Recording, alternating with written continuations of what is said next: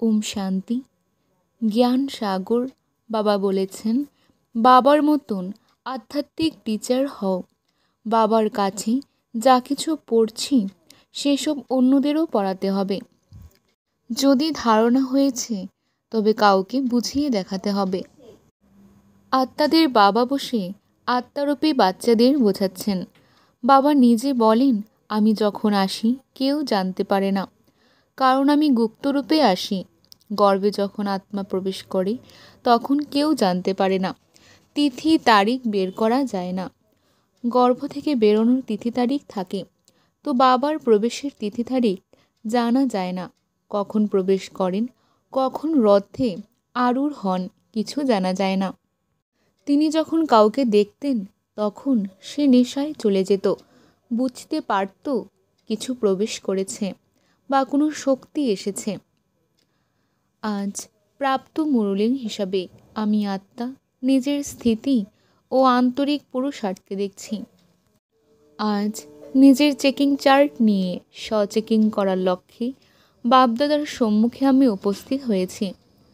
সারাদিনের সব কাজ সেরে হালকা হয়ে বাপদাদার সম্মুখে উপস্থিত হয়ে শুরু করছি আমার আজকের দিনের চেকিং চার্ট।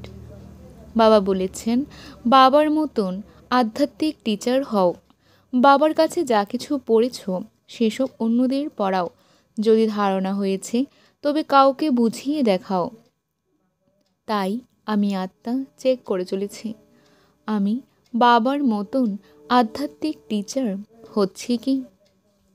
বাবার কাছে যা কিছু পড়েছি সেসব অন্যদের পড়াচ্ছি কি, কাউকে বুঝাচ্ছি কি, চেক করে চলেছি।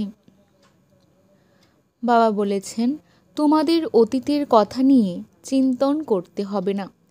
এমন পুরুষার্থ করতে হবে যাতে পুনরায় যেন আর ভুল না হয়। নিজের সত্য প্রকৃত চার্ট রাখতে হবে। তাই আমি আত্মা চেক করে চলেছি, আমি অতীতের কথা নিয়ে চিন্তন করছি না তো। এমন পুরুষার্থ করছি কি যাতে পুনরায় যেন আর সেই ভুল না হয়। নিজের সত্য প্রকৃত চার্ট রাখছি কি, চেক করে চলেছি। বাবা বলেছেন, যোগের দ্বারা উচ্চ স্থিতির অনুভবকারী ডবল লাইট ফরিস্তা হও। তাই আমি আত্মা চেক করে চলেছি, আমি যোগের দ্বারা উচ্চ স্থিতির অনুভবকারী ডবল লাইট ফরিস্তা হচ্ছে কি, চেক করে চলেছি। বাবা বলেছেন, এখন আশীর্বাদের খাতাকে সম্পূর্ণ বানিয়ে তোলো, তবে তোমাদের চিত্রের দ্বারা সকলের অনেক জন্মের দোয়া প্রাপ্ত হতে থাকবে।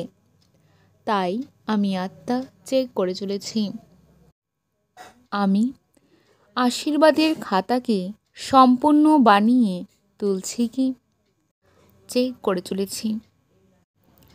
স্ব-চেকিং শেষে বাবাকে ধন্যবাদ জানিয়ে বাবাকে গুড নাইট বলে ঘুমিয়ে পড়ছি বাবার কোলে। ওম শান্তি, ওম শান্তি, ওম শান্তি।